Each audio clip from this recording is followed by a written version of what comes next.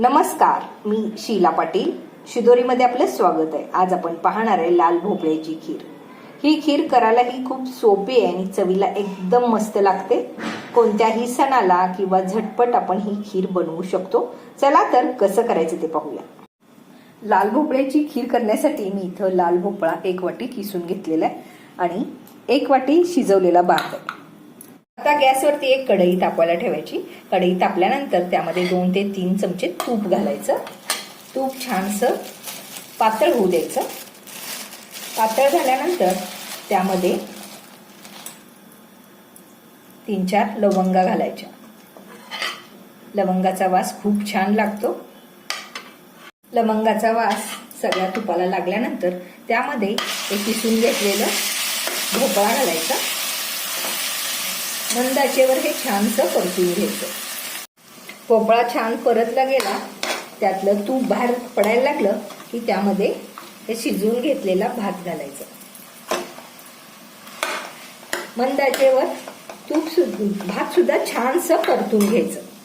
शक्यतो भात इंद्रायणी तांदळाचा असेल तर खीर एकदम मऊसूत छान तयार होते. भात आणि भोपळ्याचा किस छान भाजला गेलाय. त्यातून तूप बाहेर पडायला लागलाय.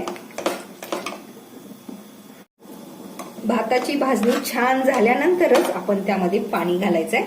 जर भाजणी चांगली झाली नाही तर खीर अजिबात चांगलं लागत नाही. त्यामुळे एकदम खमंग भाजून त्यातलं तूप बाहेर पडूपर्यंत हे भाजून घ्यायचं.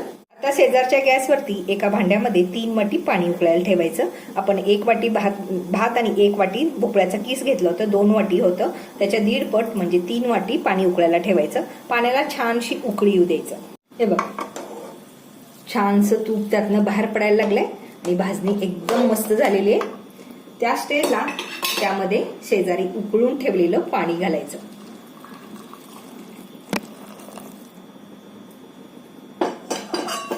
सर्व मिश्रण छान एकत्र करायचं आणि हे पाणी आटूपर्यंत हे छानसं शिजू द्यायचं.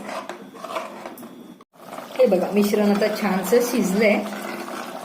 आता ह्या स्टेजला आपण त्यामध्ये साखर घालू शकतो.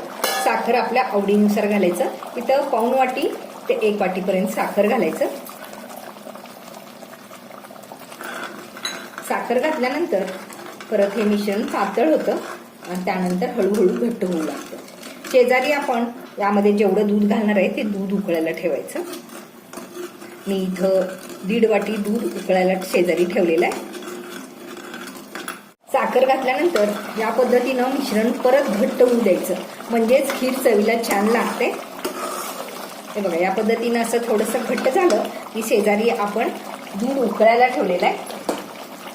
ते उकळलेलं दूध त्यामध्ये घालायचं.